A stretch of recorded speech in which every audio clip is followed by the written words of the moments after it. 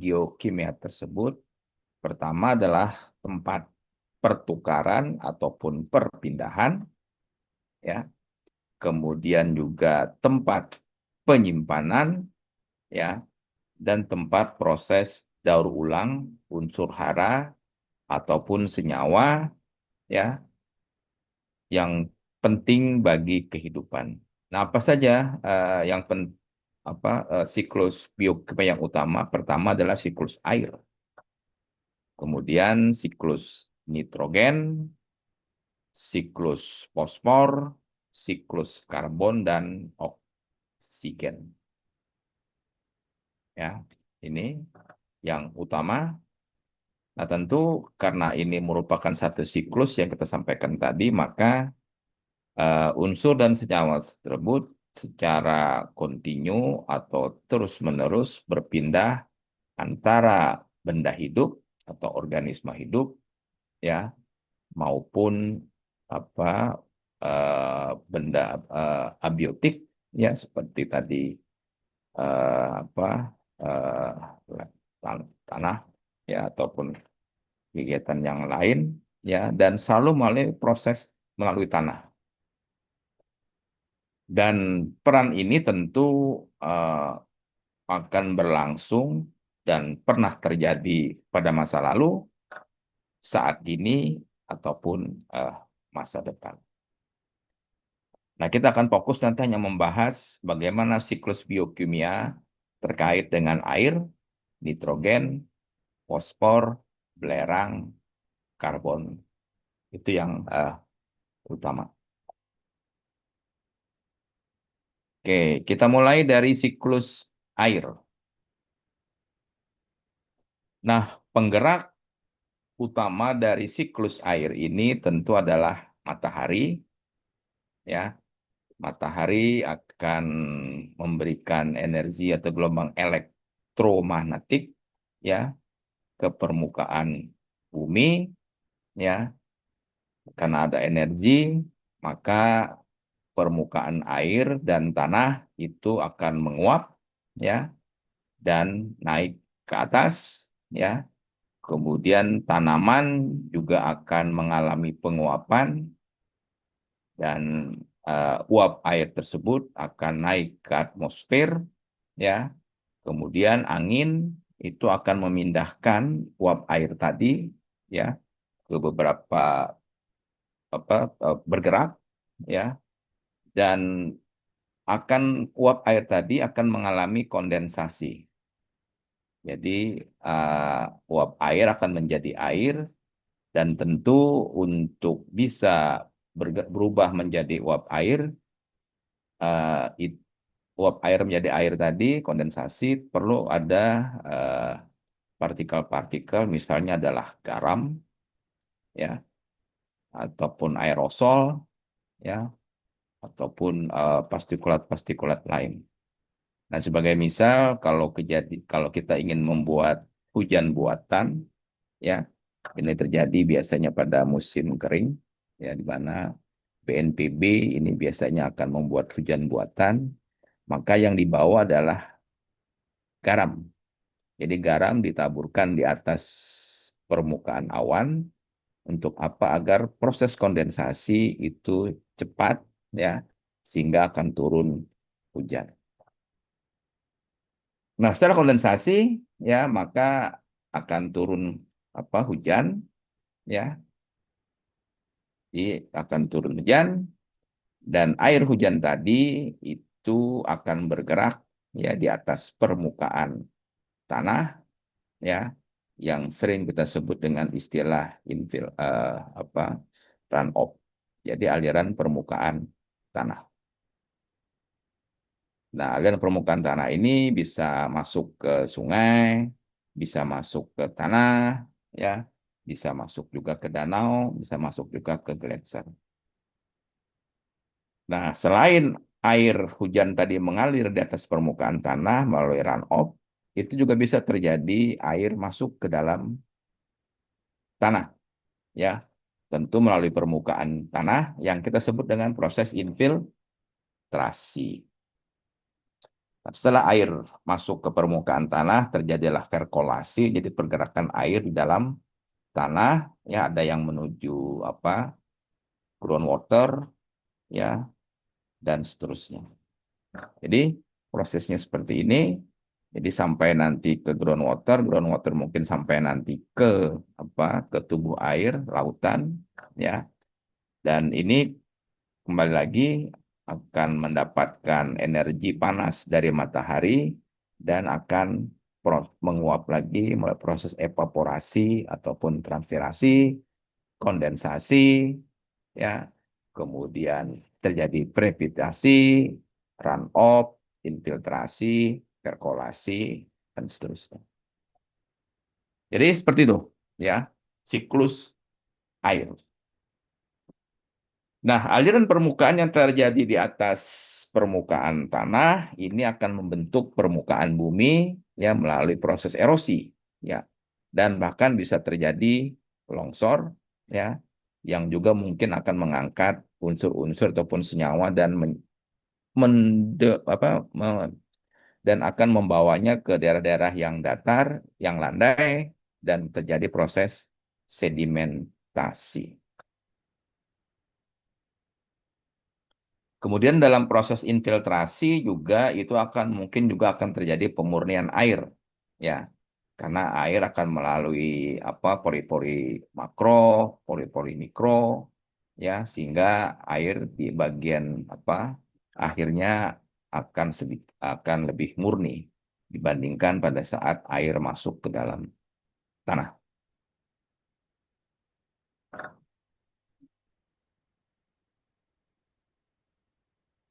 Nah, itu siklus air secara alamiah. Nah, apakah ada intervensi manusia yang mempengaruhi siklus air? Pasti ada, ya. Contoh, kita mengambil air tanah, ya. Nah, tentu itu akan menyebabkan jumlah air tanah itu akan berkurang, ya. Atau kita mengambil air permukaan, ya. Ini juga akan menyebabkan pengurangan air di daerah aquifer. Dan kalau air itu terlalu banyak berkurang di air bawah permukaan ataupun aquifer, maka kemungkinan akan terjadi intrusi air laut. Ini sudah dialami di beberapa wilayah di pantai utara. Ya, itu ada sudah pengaruh intrusi air laut, ya. Yang mungkin salah satunya adalah karena air di wilayah aquifer itu relatif berkurang. Nah, pengaruh manusia yang lain misalnya adalah kita eh, melakukan merambah hutan, ya, atau menghilangkan vegetasi yang berdaun apa vegetasi terutama yang pepohonan, ya, untuk Untuk tujuan pengembangan wilayah pertanian, ya. Maka itu juga akan mempercepat proses apa pengurangan air atau untuk kegiatan pertambangan atau membuat konstruksi bangunan, jalan dan seterusnya. Apa yang terjadi? Jadi pada saat kita apa eh, melakukan konversi dari hutan menjadi non hutan, ya, atau kita melakukan deforestasi yang tadinya hutan itu menjadi misalnya daerah lah terbuka, maka itu proses infiltrasinya itu akan mengalami penurunan, ya, atau run off-nya makin cepat, ya, sehingga ada kemungkinan akan terjadi erosi ataupun banjir bandang. Dan tentu itu akan terjadi pada kondisi curah hujan tinggi dan waktunya lama. Jadi terkait dengan kapan terjadi erosi, kapan terjadi banjir, itu tentu adalah faktornya tidak hanya satu, ya, ada faktor-faktor lain yang saling berhubungan. Nah, kita juga bisa merubah kualitas air menjadi buruk, ya, Misalnya pada kondisi tertentu di daerah pertambangan, ya, itu bisa jadi akan melarut, senyawa-senyawa tertentu akan larut dan masuk ke air. Atau pada wilayah tanah subak masam, kalau kita salah mengelolanya, ya, maka akan muncul apa bahan-bahan eh, besi yang disebut dengan jerosit, ya, dan itu kalau teroksidasi akan menghasilkan pH yang rendah sehingga kualitas air itu menjadi buruk dan tidak bisa diminum pastinya, ya. Jadi itu adalah contoh beberapa pengaruh manusia terhadap siklus air. Nah, jadi sesungguhnya kalau tanpa ada gangguan atau intervensi manusia pada siklus yang sifatnya alamiah ini, ya, sifatnya alamiah ini tentu kualitas air, ya, jumlah air yang tersedia, ya, itu mungkin akan optimal dan stabil. Ini adalah siklus air. Nah, apa yang terjadi misalnya perubahan siklus air, ya, pada kondisi wilayah yang dibuka untuk atau tingkat urbanisasinya tinggi. Ini pada kondisi alamiah sebagai misal, di mana urbanisasi kita anggap relatif sedikit, jumlah pohon masih banyak, ya, tidak ada pemadatan tanah, ya, maka evaporasi ataupun transpirasi ini masih bagus, masih tinggi, kemudian infiltrasi masih baik, perkolasi masih baik, kemudian aliran permukaan pun ini masih kecil. Ya. Nah, pada kondisi tiba-tiba ini misalnya pepohonan ini atau wilayah yang berhutan ini atau yang banyak vegetasinya ini kita buka, ya, dan dibangun wilayah pemukiman, ya, dan ada dan menyebabkan sebagai misal wilayah tersebut sebagian akan kedap air, taruhlah misalnya diasumsikan karena kita membangun pemukiman di sini, jadi 10-20% itu tanahnya akan kedap air. Maka apa yang terjadi? Evapotranspirasi menurun. Kenapa? Karena vegetasi berkurang, ya, lahan itu berkurang karena sudah lahan tetap, ya, tapi sudah ada apa wilayah yang dibangun untuk infrastruktur, ya. Akibatnya juga run off-nya itu meningkat, ya, karena tidak ada lagi penghalang, ya, bagi air, ya, karena ada tanaman, tidak ada tanaman. Kemudian infiltrasinya ini akan menurun termasuk juga perkolasi. Nah, pada kondisi 30-50% lahan di sini kedap air, ya, maka yang pertama adalah evapotranspirasi makin menurun, infiltrasi makin menurun, ya, karena wilayahnya kedap, ya, dan perkolasi juga menurun. Dan infiltrasi karena tadi infiltrasi rendah, perkolasi rendah, maka yang airnya di permukaan itu akan banyak mengalir melalui runoff. Nah, kalau sampai 70-100% itu adalah siklus air. Ada pertanyaan terkait dengan siklus air?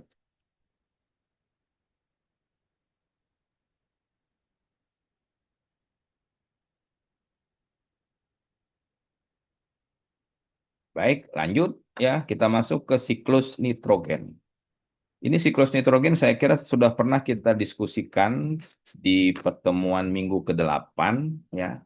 Ini sifatnya hanya mengulang dan mendetilkan saja atau mengingatkan kembali, ya, karena kita bicara di sini proses biogeokimia. Nah, pertama adalah jumlah nitrogen yang ada di permukaan bumi ini itu sebagian besar itu berada di atmosfer, ya, sebagai gas. N2O. Berapa jumlahnya? Sebanyak 78,9%. Ini paling besar, ya, persen volume. Nah, nitrogen itu masuk ke bumi pertama melalui fiksasi alamiah, ya. Jadi ada proses fiksasi, ya. Kemudian juga melalui proses industri. Jadi ada industri pembuatan pupuk nitrogen. Oke ya, jadi ada fiksasi secara alamiah, ada juga difiksasi proses industri untuk pertanian. Oke. Nah, selanjutnya yang difiksasi oleh bakteri ini yang menjadi nitrat, ya, dan nitrat itu nanti akan bereaksi dengan air akan menjadi amonium. Kemudian selanjutnya ini ada kemungkinan akan hilang, ya, di dalam tanah melalui pencucian. Oke, ya. Atau yang tidak hilang melalui pencucian ini bisa akan diubah, ya, si amonium tadi menjadi nitrit, ya, melalui proses nitrifikasi, dan di dalam tanah si nitrit ini bisa juga akan hilang melalui pencucian atau masuk ke proses kedua yang kita sebut dengan proses nitrifikasi, ya, menjadi nitrat. Ini. Jadi sampai di sini prosesnya, ya. Oke. Nah, sekarang kita masuk tadi ke bagian fertilizer. Jadi kalau kita memupuk tanaman, ya, dengan menggunakan pupuk urea atau ZAK, maka nitrogen tadi itu akan masuk ke jaringan makanan. Ya, kalau dia misalnya mati tanaman tersebut, ya, atau dia mengekspresikan, ya, maka yang tersisa ini adalah limbah yang banyak mengandung nitrogen di dalam tanah. Dan limbah di dalam tanaman ini yang ada di dalam tanah ini akan mengalami proses yang disebut dengan amonifikasi. Jadi proses apa eh, nitrogen itu dirubah menjadi amonia. Nah, amonia itu bereaksi dengan air akan menghasilkan nanti adalah amonium. Oke. Jadi ini adalah siklus, ya. Tadi sampai sini, ya.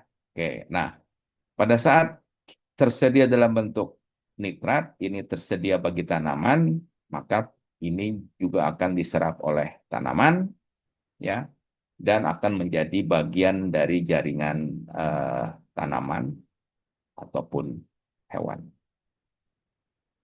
Nah, sebagian nitrat ini juga akan mengalami proses nitrifikasi, ya, denitrifikasi, jadi akan dioksidasi kembali menjadi N2O, dan N2O kembali akan naik ke atmosfer sebagai gas N2O. Nah, denitrifikasi ini terjadi pada kondisi anaerob, sementara proses nitrifikasi terjadi pada kondisi aerob. Nah, nitrifikasi ini pada proses tahap awal ini dibantu oleh bakteri Nitrosomonas yang merubah amoniak menjadi nitrit, ya. Kemudian nitrit dirubah menjadi nitrat, ini juga dibantu oleh bakteri Nitrobacter. Jadi kalau Anda perhatikan, Anda lihat saja nanti kuliah di minggu ke-8. Oke. Nah, contoh tadi proses fiksasi, fiksasi, ya. Jadi ini biasanya terjadi secara eh, abiotik atau simbiotik ataupun abiotik. Oke. yang terjadi secara simbiotik dengan tanaman itu biasanya dibantu oleh bakteri Rhizobium. Ini sangat terkenal di dalam bakteri Rhizobium ini untuk meningkatkan nitrogen, ya, dan bahkan juga ada pupuk Rhizobium yang khusus memang untuk memfiksasi eh, memfiksasi nitrogen. Di dalam pupuk disebut dengan pupuk biofertilizer atau pupuk hayati. Oke, ya.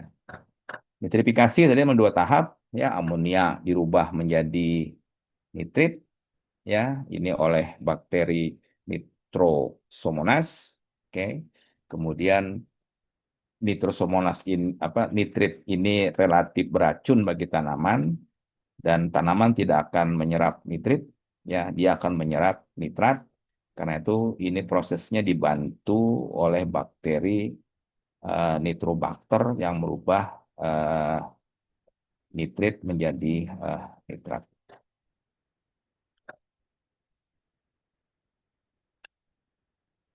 Nah, kalau sudah terbentuk dalam nitrat, maka itulah yang akan diserap oleh tanaman, ya. Sehingga nitrogen itu digunakan untuk menyusun molekul-molekul organik di dalam tanaman, ya. Dan hewan pun juga bisa mendapatkan nitrogen dengan memakan tanaman atau hewan lain sebagai pemakan tanaman. Oke. Kemudian proses aminifikasi dan nitrifikasi sudah kita jelaskan tadi juga, ya. Oke, yang berikutnya adalah apakah ada intervensi manusia yang mempengaruhi siklus N? Banyak, ya.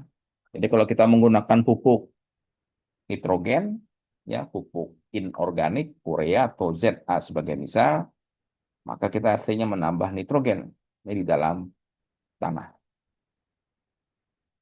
Nah, kita juga menambahkan nitrogen melalui pembakaran minyak bumi, ya, jadi kalau kita membakar minyak bumi, membakar misalnya bensin ataupun minyak tanah, ya, ataupun juga membakar LPG, selain melepaskan gas karbon dioksida N2O, ya, juga melepaskan metan.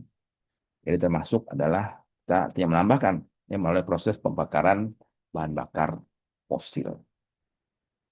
Nah, di sini ada disebutkan di bagian 3 mengambil nitrogen dari kerak bumi ataupun mantel. Ini sangat jarang sekali dan hampir tidak ada. Ya. Nah, apalagi pengaruh manusia pada siklus N, kita mengambil nitrogen dari tanah. Dengan cara apa? Panen. Jadi kalau kita memanen tanaman, maka artinya kita mengambil nitrogen dalam tanah. Atau hirang oleh proses irigasi. Jadi irigasi itu juga bisa menghilangkan nitrogen, atau kita melakukan konversi penggunaan lahan dari tadinya tanahnya wilayahnya banyak vegetasi menjadi tanah yang bervegetasi, atau tadinya hutan menjadi misalnya adalah padang rumput ataupun semak belukar. Yang tadinya bahan nitrogennya tinggi sekarang berubah menjadi yang kadar nitrogennya lebih rendah. Nah, kemudian kita juga berkontribusi terhadap hilangnya nitrogen melalui proses runoff. Ya, runoff itu makin besar kalau tadi wilayahnya itu padat karena pembangunan, ya. Jadi kedap air, maka yang paling banyak adalah runoff.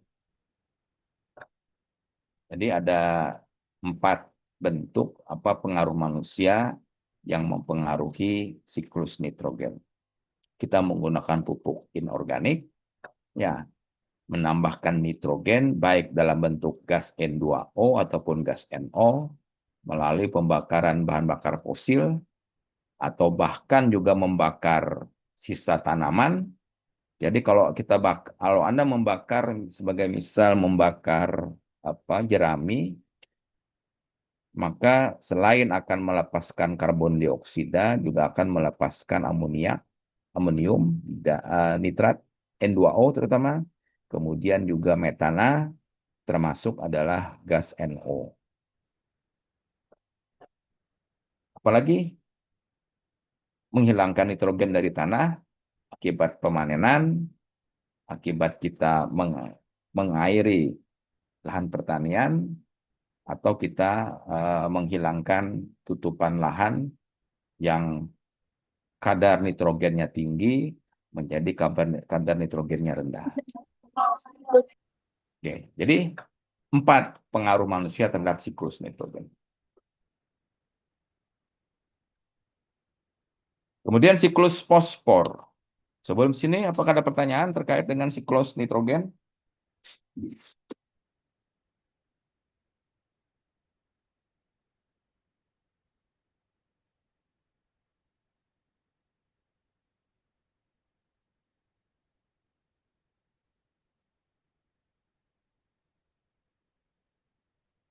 Baik, sekarang kita masuk ke siklus fosfor.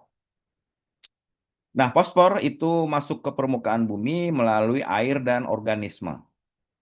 Ya, jadi melalui air dan organisme.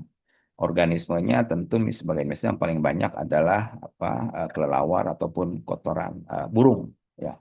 Nah, kita mulai dari proses sedimen marin. Ya, proses sedimen marin ini terjadi di lautan, dan kalau dia lautnya itu akan terangkat, akan menghasilkan batuan rock. Ya, ini kalau terjadi pengangkatan dalam masa geologi yang sangat lama. Nah, sedimen marin yang mengandung fosfor ini, oke, ini ditambang ya menjadi pupuk. Jadi pupuk fosfor. Nah, pupuk fosfor ini digunakan untuk pertanian ya, sehingga fosfornya itu berada dalam jaringan tanaman ataupun di dalam tanah. Nah, di dalam tanah ini akan diserap oleh organisme, ya.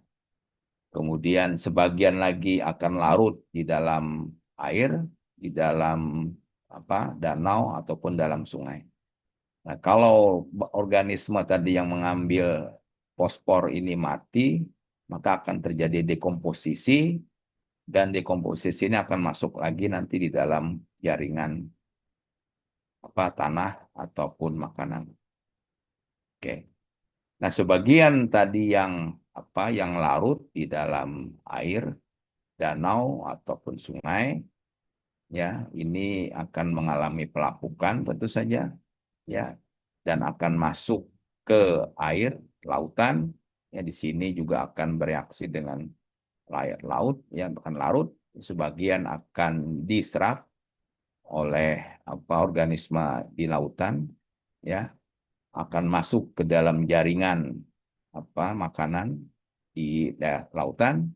Kalau organisme yang ada di lautan atau di laut itu mati, ya, maka akan terjadi dekomposisi, ya, dan masuk lagi ke dalam air laut. Dan ini bisa terjadi proses sedimentasi membentuk sedimen marin, ya, yang hewan-hewan ini pun juga bisa yang begitu mati akan menjadi sedimen, atau dia mengekskresikan, jadi sebagai misal kelelawar atau burung di kamar, ya, itu akan mengekskresikan kotorannya, akan menumpuk, itu menjadi guano, ya, akan menjadi guano.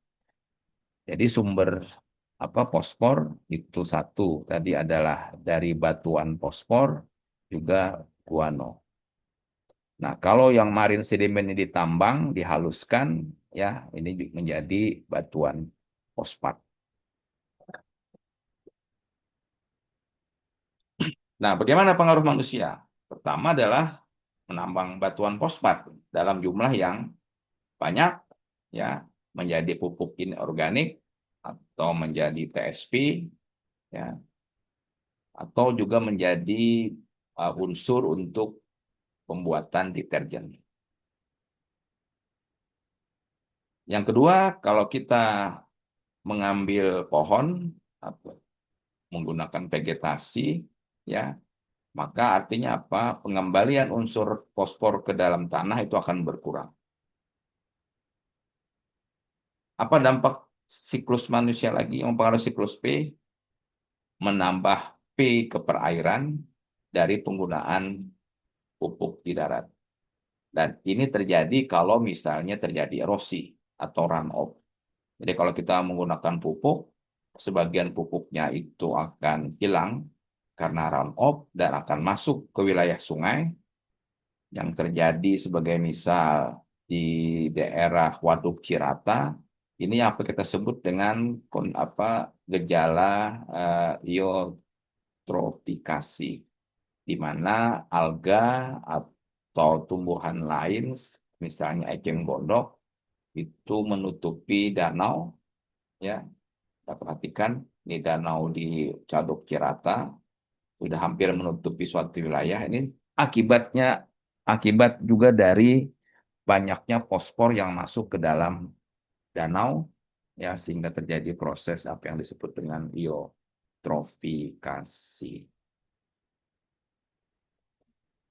Ini tentu berbahaya, ya, karena kalau seperti ini maka oksigen yang ada di dalam danau itu akan berkurang dan berakibatkan apa? Tanaman, hewan, ikan itu akan mati. Nah, pertanyaannya, di mana orang banyak menambang batuan fosfor? Jadi sampai saat ini negara yang banyak memiliki tambang batuan fosfat itu adalah Amerika, kemudian Cina, Mesir, dan Yordan. Ya, itu adalah batuan fosfat. Yang ini, ya. Jadi batuan fosfat ini ditambang atau marine sedimen menjadi pupuk, itu banyak ada di Cina, kemudian di Amerika, Florida, kemudian di Yordania dan di Mesir termasuk. Ya. Nah, kemudian ada juga pupuk guano ini. Ini salah satunya kita. Kita banyak menghasilkan guano, tapi memang tidak sebanyak negara lain. Ya. Jadi sumber fosfor itu ada dari pupuk fosfat atau batuan fosfat dan juga dari guano.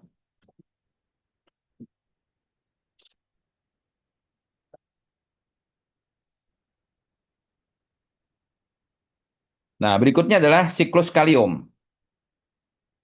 Nah, kalau siklus kalium ini banyak terdapat di berbagai bentuk dan lokasi. Tapi secara umum,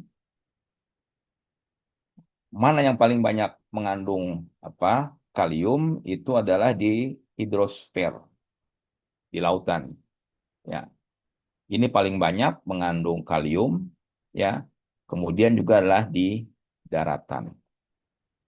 Nah, salah satu bentuk dari batuan yang mengandung kalium itu misalnya adalah feldspar atau mika.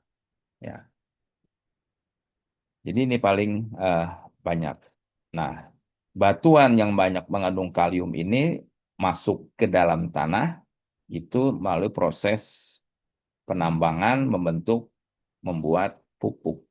Ya, kalau diaplikasikan maka akan diserap oleh tanaman, tanaman mati, maka akan terurai sehingga akan sebagian kalium itu akan larut di dalam tanah.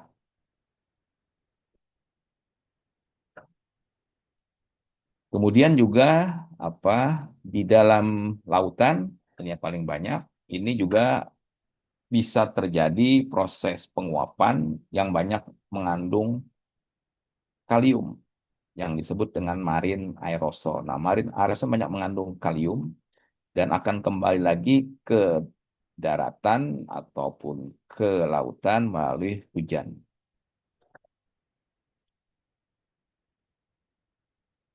Jadi prosesnya akan seperti ini. Ya, dari batuan ditambang, digunakan oleh tanaman, diserap, tanaman mati terdekomposisi, ya. Kemudian sebagian kalium akan larut dan mengalami leaching, pencucian, atau mengalami sedimentasi menjadi bagian dari litosfer, ya.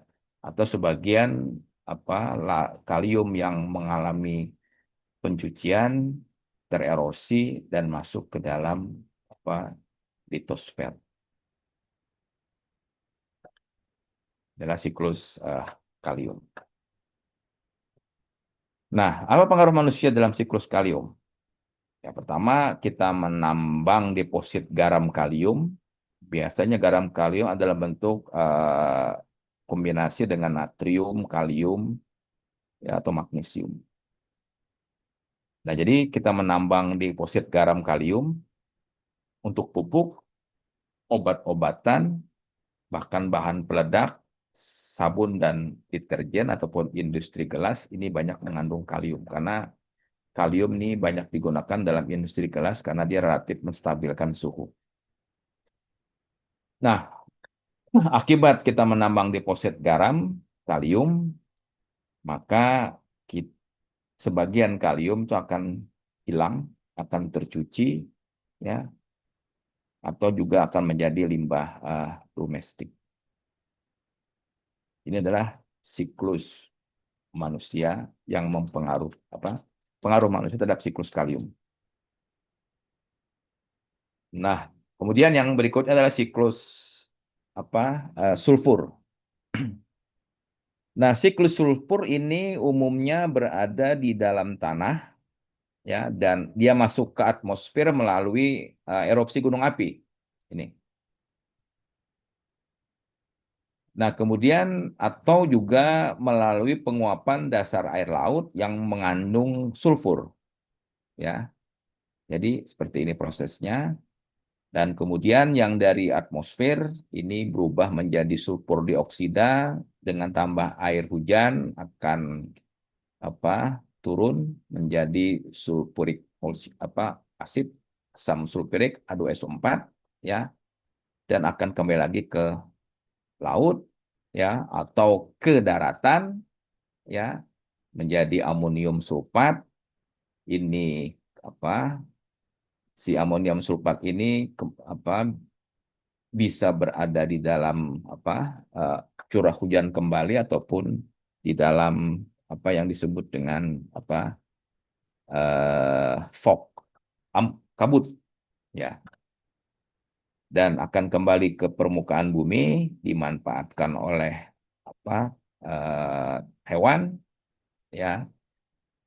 Hewan mati akan terdekomposisi atau juga dimanfaatkan oleh tanaman, tanaman mati akan terdekomposisi, ya, kembali ke dalam tanah menjadi hidrogen sulfida.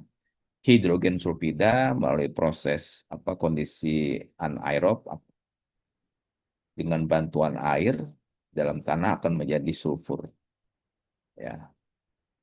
Dan sulfur ini di dalam berikutnya bisa juga menjadi sulfat, ya. Dimanfaatkan oleh tanaman atau oleh hewan. Nah, selain itu sulfur masuk ke dalam tanah juga melalui proses industri, ya. Jadi terutama di wilayah yang banyak mengandung sulfur, contoh itu di Bromo, itu ada wilayah yang penambangan sulfur, ya. Ini masuk ke daerah kawasan, dimasuk ke bagian industri, masuk lagi sebagai menambah sulfur dalam siklus. Nah, jadi pengaruh manusia itu apa? Pertama adalah pada saat pembakaran batu bara dan minyak bumi, itu sebagian mengandung sulfur, ya, sehingga sebagian akan dilepaskan lagi ke atmosfer. Rafinasi minyak bumi mengandung sulfur, ya, kemudian peleburan yang mengandung es juga akan menghasilkan sulfur, ya. Ini adalah pengaruhnya. Nah, sulfur ini adalah unsur mikro, jadi tidak banyak dimanfaatkan tidak begitu tidak lebih banyak dibandingkan dimanfaatkan oleh hewan ataupun tanaman dibandingkan dengan unsur makro. Oke. Kemudian terakhir adalah siklus karbon. Nah, siklus karbon itu terjadi dominan dalam bentuk karbon dioksida, CO2. Oke. Dan itu masuk ke permukaan bumi melalui proses fotosintesis. Oke. Kemudian kembali ke atmosfer melalui proses respirasi. Dan di dalam tanah itu bisa tersimpan dalam karbon organik sebagai jaringan makhluk hidup ataupun deposit bahan bakar seperti minyak bumi dan batu bara.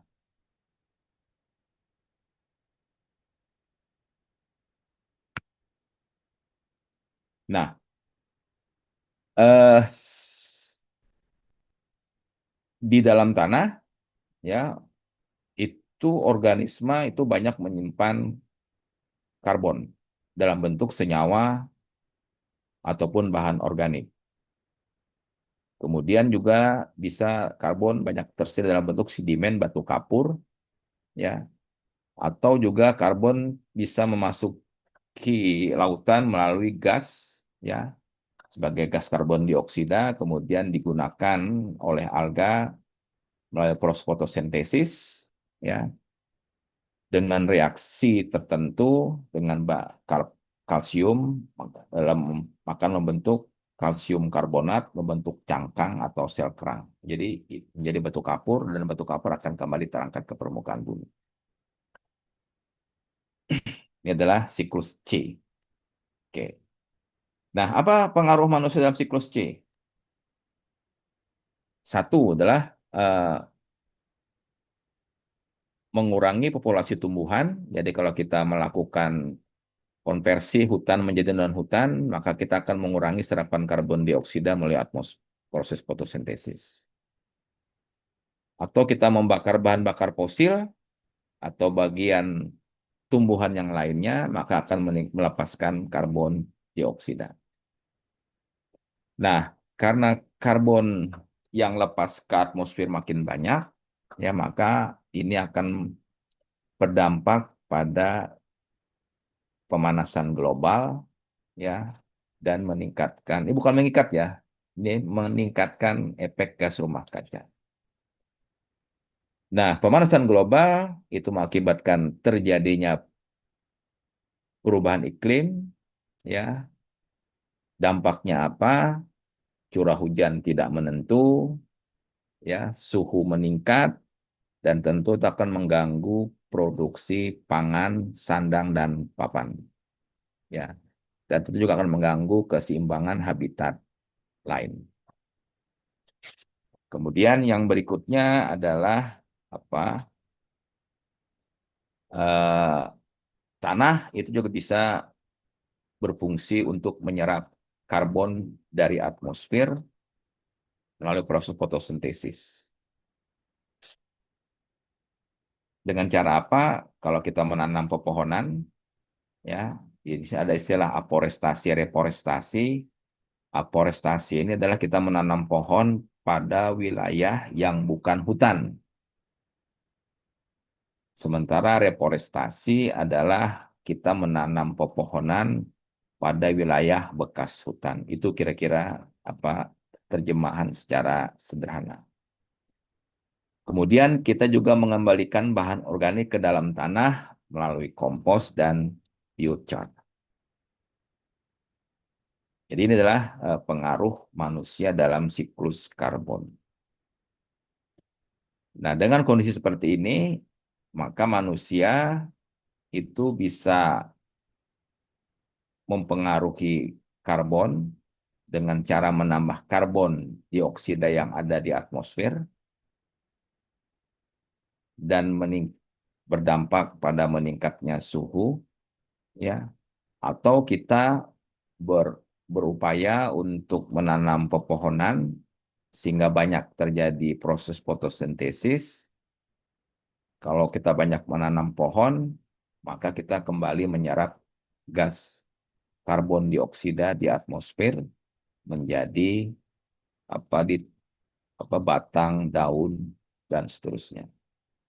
Jadi ada dua dampak. Yang pertama adalah berkontribusi dengan meningkatnya konsentrasi gas rumah kaca di atmosfer, ya. Atau yang kedua kita menyerap. Nah, mana yang lebih baik? Tentu adalah yang menyerap.